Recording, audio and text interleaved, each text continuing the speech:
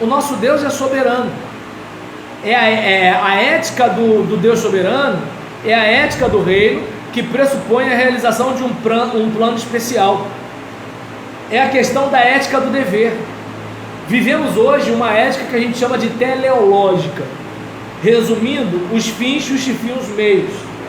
Os fins justificam os meios. É aquela coisa, não é fazer o que é certo, é fazer o que dá certo. Entende? Pastor, mas isso aqui não, mas funciona. Mais ou menos isso. E existe uma ética chamada de ética deontológica, que é a ética do dever. Ah, mas isso aqui não é muito legal, mas eu devo fazer. Esse é o caso. É como, por exemplo, a minha esposa, hoje, se ela está assistindo esse vídeo, ela sabe de toda essa minha trajetória para vencer essa parada. Agora, eu, por exemplo, poderia, além de não compartilhar com você, eu poderia não ter mexido lá. Mas é uma questão de dever. Aí, por exemplo, eu vou dizer para você que eu não sentia nenhum prazer visual olhando. Claro que sentia. Ah, mas você é pastor? Não pode. Desculpa, mas tem pastor morrendo de Covid-19. Eu tenho um organismo como todo mundo. Entretanto, o que a gente precisa fazer? Tomar uma decisão. A ética do dever diz o seguinte: espera aí, se fosse a minha esposa vendo um cara, e aí? Como eu me sentiria? É só se colocar no lugar. Tudo bem, eu sei que mulher não faz isso, é só homem, mas o que acontece? Mas se isso acontecesse em algum país do mundo, como eu me sentiria? Mal. Então, me colocando no lugar dela, qual é a ética do dever? Não fazer. Ela sabendo ou não sabendo. É fácil? Claro que não. Claro que não. Principalmente no mundo que a gente vive. Mas agora, é uma questão de dever. Então, é como a gente pega a situação. Eu sei que eu vou citar um cara que talvez vocês não achem que é a pessoa mais adequada, mas Garotinho, ex-governador, uma vez disse uma coisa que eu guardei: nem tudo que é legal é justo. Entende? Sem piada. Mas, por exemplo, eu guardei essa frase, porque às vezes o parlamentar ele tem um direito, mas aquilo não é justo. Aquele ministro do Supremo ele tem um direito, aquele juiz ele tem um direito, mas não é justo. Entende? Aquele político tem um direito, mas aquilo não é justo. Então a gente tem que parar para pensar, né, e contextualizar o seguinte: olha, Deus tem uma ética que pressupõe a realização de um plano especial, por meio do qual todas as pessoas têm a oportunidade de conhecer o único Deus verdadeiro e a Jesus a quem enviou.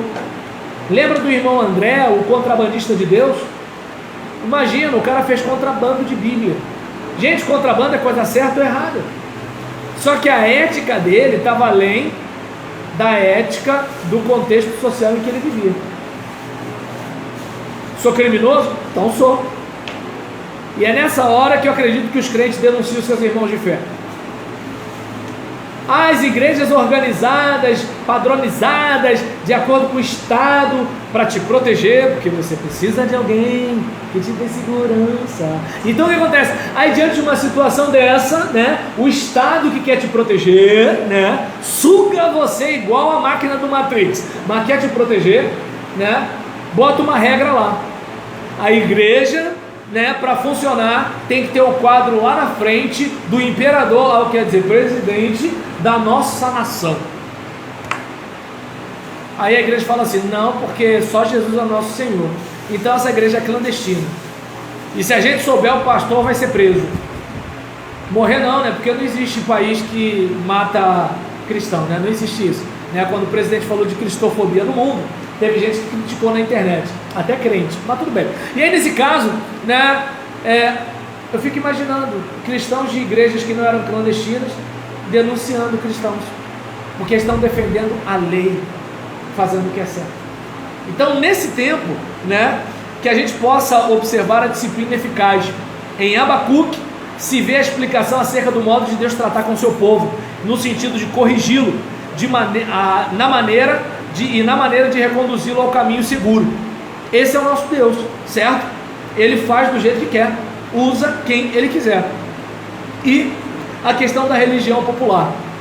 de Sofonias é possível levantar alguns princípios e situações muito parecidas com os princípios que fundamentam expressões religiosas neste começo de terceiro milênio. Aquela realidade foi marcada com o sincretismo religioso, isto é, a mistura de diferentes elementos religiosos. Esta postura eclética foi um caminho confortável percorrido por aquela geração. Se der tempo, agora no intervalo e eu conseguir, eu vou mandar lá para o grupo um vídeo do Leandro Carnal falando sobre a questão da religião, como é que eu posso dizer, genérica, né? O cristianismo genérico, um cristianismo meio que sem Deus, que os religiosos estão fazendo. Sendo que Leandro Carnal, gente, não é nem cristão. Tá dando para entender? Mas ele percebe que o pensamento cristão de hoje não é muito cristão. Ele está na área do pensamento, hein? Ele não é crente, entende como é que é o negócio? Mas ele consegue perceber que o pensamento cristão não é cristão. Estranho, né? Então, que a gente, né, possa observar isso, né? E dentro de mais ou menos 10 minutos, a gente está de volta para ir para a última aula e a gente ir embora, tá bom, minha gente?